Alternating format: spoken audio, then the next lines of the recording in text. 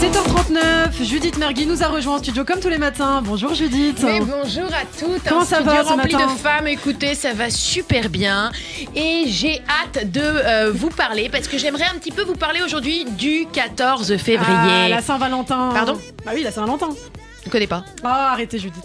Quoi? Bon écoutez Ilana, ça suffit là, c'est parce que vous recevez des camions de fleurs à en dégoûter Janis Joplin, des barriques de Mon Chéri à en faire une cirrhose, qu'il y a plus d'hommes qui attendent devant votre porte qu'il y a qu'il y en a au pouvoir dans ce pays. C'est pas une raison pour rabaisser les autres, pardon. Bah vous voulez dire qu'on a oublié de vous souhaiter la Saint-Valentin, c'est ça? Alors si vous dites ça à cause de la veine en forme de cœur brisé qui se forme sur mon front, bah vous tirez un petit peu vite vos conclusions. Bon, non, j'ai cru qu'en fait... Oui, bon, évidemment qu'on a oublié de me fêter la Saint-Valentin, mais mon mari fait tout simplement partie de ce genre d'homme qui oublie la Saint-Valentin, un genre d'homme, une catégorie qu'on appelle un homme en fait, hein, voilà. Alors attention, il l'oublie, hein, le gaillard, mais il l'oublie malin, le mytho futé, vous voyez? Oui, alors quand vous lui faites remarquer qu'il a encore oublié la Saint-Valentin, il vous répond quoi? Ah bah il est droit dans ses bottes, le mec il me regarde et il me dit... Ah non, pardon, j'ai pas oublié. Ah, tu voulais que je te la fête? Ah pardon, je savais pas que tu voulais célébrer cette fête commerciale et sombrer dans un consumérisme facile. Eh ben, c'est beau un homme engagé, non? Vous n'êtes pas fier de lui? Ah bah disons que fier ses positions de non-consumériste, oui, bah à la limite pourquoi pas, mais à la limite je serais encore plus fière de lui si c'est, et puis ce serait surtout un petit peu plus crédible s'il me balançait pas ça en même temps qu'il joue à la PlayStation 5, hein, qu'il est en train de se commander un Uber Eats sur son iPhone 12.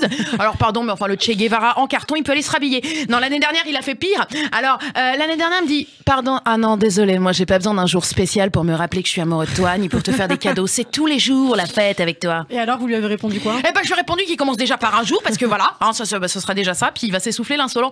Non, le pire c'est il y a 2 ans où alors là il s'est offusqué en mode de culpabilité. Ah ça j'aime pas du tout. Il me dit attends, la Saint-Valentin, mais t'as jamais entendu parler du massacre des Juifs de Strasbourg, le pogrom du 14 février 1349?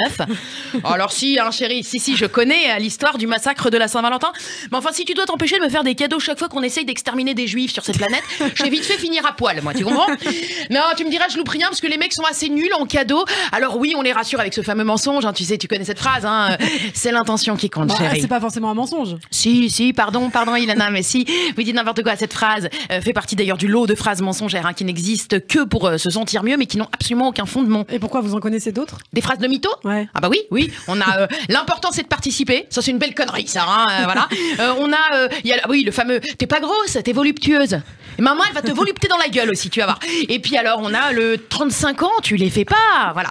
Donc là c'est pareil, c'est l'intention qui compte, c'est une phrase à la con. Alors on y croit un petit peu, oui, tu le dis, on y croyait un petit peu quand tu le dis à un enfant de 4 ans qui t'offre un dessin de toi, sur le dessin t'as une forme qui ressemble, tu ressembles à moitié un pendu à une croix gammée. Tu sais pas trop, t'as regardé les dessins d'enfants, c'est toujours comme ça. Voilà, alors lui tu lui dis c'est l'intention qui compte, mais enfin, à ton mec chirurgien de 40 ans qui t'offre une boucle d'oreille de chez Claire's Accessoires ou de Tatior, alors que lui il part 12 jours à Dubaï avec ses collègues, là tu lui dis c'est l'intention qui compte, voilà, te fous pas de ma gueule. Bon, il faut revenir à l'origine de cette fête qui repose sur son principal symbole. Interflora? Non, Cupidon. Cupidon qui signifie désir, amour en latin. Oui, et alors en français apparemment ça signifie petit garçon exhibitionniste et violent.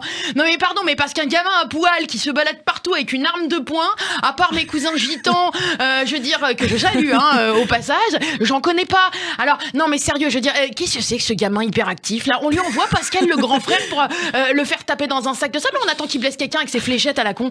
Et puis il va mettre un slip aussi, on dirait que tu postules là pour remplacer le Mackenzie similaire ce Cupidon. Bon, et pour le rappel historique, il faut savoir aussi que l'on célèbre ce jour-là la Saint-Valentin en moins 3 saints différents justement nommés Valentin. Et elle a raison la Ferradian, 3 Valentins, tous 3 martyrs, tous les 3 torturés, tous les 3 décapités. Donc bon voilà, ça vous donne quand même une bonne envie du couple, hein, les petits célibataires. Alors il y a quand même un truc moi que j'adore avec la Saint-Valentin, je sais pas si vous êtes un peu baladés ce jour-là, mais il se passe un phénomène génial dans toutes les bijouteries, tous les fleuristes. Il y a une queue de 40 mecs paniqués en train de chuchoter au téléphone. Hein? Non chérie, non, j'ai pas oublié. Pourquoi je vous parle doucement? Parce que je suis au travail là. On est dimanche?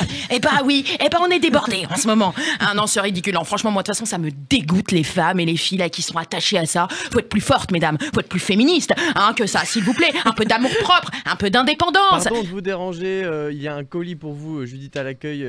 Apparemment, ce serait Interflora. Ah oui, bah voilà. Ah bah tu vois, non mais Interflora. Non, bah, je m'en fous. J'ai Ouais, pas c'est du déjà tout. ça, Bon, hein. C'est déjà ça. Bon, attendez, excusez-moi, je suis désolée, j'arrive parce que je vais laisser parce qu'il y a mon mari. Bon, bah, mon mari qui m'a offert des fleurs, vraiment, mesdames, donc je vous laisse. C'est quand même, voilà, vraiment. Pardon, Milana, apparemment, je me suis mieux mariée que vous. Écoutez, je dois y aller parce que là, quand même, j'adore des fleurs, c'est pour moi.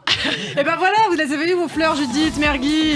On embrasse votre mari très fort. Merci, Judith Mergui. Merci à vous toutes, Pour mesdames. cette petite chronique, on vous retrouve demain matin.